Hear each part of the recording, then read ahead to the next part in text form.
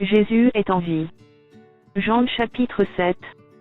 Après cela, Jésus parcourait la Galilée car il ne voulait pas séjourner en Judée parce que les Juifs cherchaient à le faire mourir.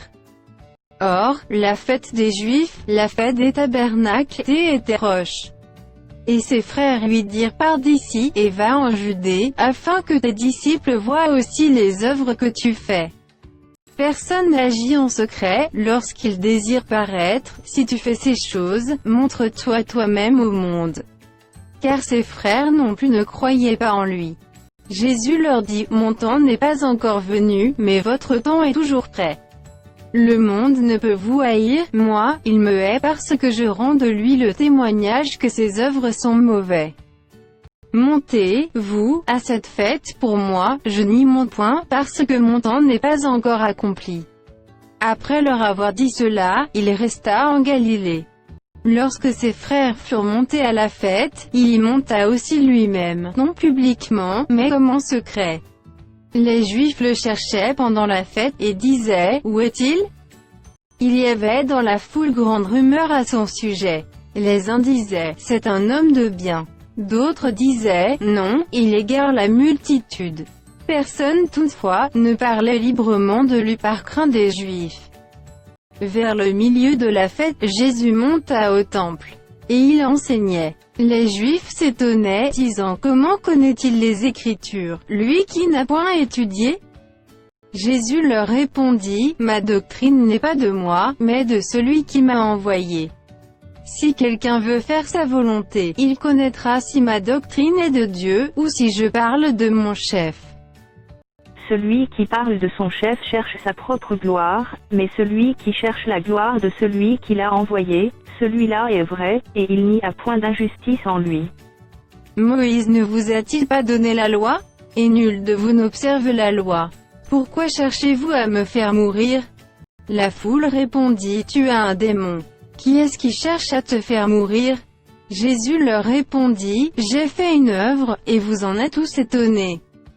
Moïse vous a donné la circoncision, donc elle vient de Moïse car elle vient des patriarches, et vous circoncisez un homme le jour du sabbat.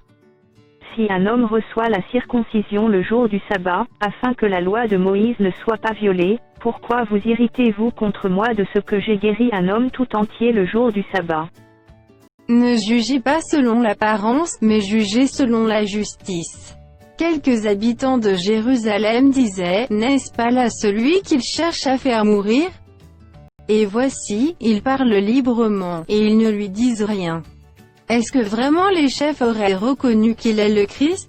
Cependant celui-ci, nous savons d'où il est, mais le Christ quand il viendra personne ne saura d'où il est. Et Jésus, enseignant dans le temple, s'écria: vous me connaissez, et vous savez d'où je suis. Je ne suis pas venu de moi-même, mais celui qui m'a envoyé est vrai, et vous ne le connaissez pas. Moi, je le connais car je viens de lui, et c'est lui qui m'a envoyé. Il cherchait donc à se saisir de lui, et personne ne mit la main sur lui parce que son heure n'était pas encore venue. Plusieurs parmi la foule crurent en lui, et ils disaient: et le Christ quand il viendra, fera-t-il plus de miracles que n'en a fait celui-ci? Les pharisiens entendirent la foule murmurant de lui ces choses. Alors les principaux sacrificateurs et les pharisiens envoyèrent des huissiers pour le saisir. Jésus dit: je suis encore avec vous pour un peu de temps puis je m'en vais vers celui qui m'a envoyé. Vous me chercherez et vous ne me trouverez pas, et vous ne pouvez venir où je serai. Sur quoi les Juifs dirent entre eux: où ira-t-il que nous ne le trouvions pas? Ira-t-il parmi ceux qui sont dispersés chez les Grecs et enseignera-t-il les Grecs? Que signifie cette parole qu'il a dite: vous me chercherez et vous ne me trouverez pas, et vous ne pouvez venir où je serai? Le dernier jour, le grand jour de la fête, Jésus, se tenant debout, s'écria: si quelqu'un a soif, qu'il vienne à moi, et qu'il boive. Celui qui croit en moi, des fleuves d'eau vive couleront de son sein comme dit l'Écriture. Il dit cela de l'Esprit que devaient recevoir ceux qui croiraient en lui car l'Esprit n'était pas encore parce que Jésus n'avait pas encore été glorifié. Des gens de la foule, ayant entendu ces paroles, disaient: celui-ci est vraiment le prophète. D'autres disaient, c'est le Christ. Et d'autres disaient, est-ce bien de la Galilée que doit venir le Christ? L'Écriture ne dit-elle pas que c'est de la postérité de David et du village de Bethléem, où était David, que le Christ doit venir? Il y eut donc, à cause de lui, division parmi la foule. Quelques-uns d'entre eux voulaient le saisir, mais personne ne mit la main sur lui. Ainsi les huissiers retournèrent vers les principaux sacrificateurs et les pharisiens. Et ceux-ci leur dirent, pourquoi ne l'avez-vous pas amené? Les huissiers répondirent, jamais homme n'a parlé comme cet homme. Les pharisiens leur répliquèrent, est-ce que vous aussi, vous avez été séduits? Y a-t-il quelqu'un des chefs ou des pharisiens qui a cru en lui?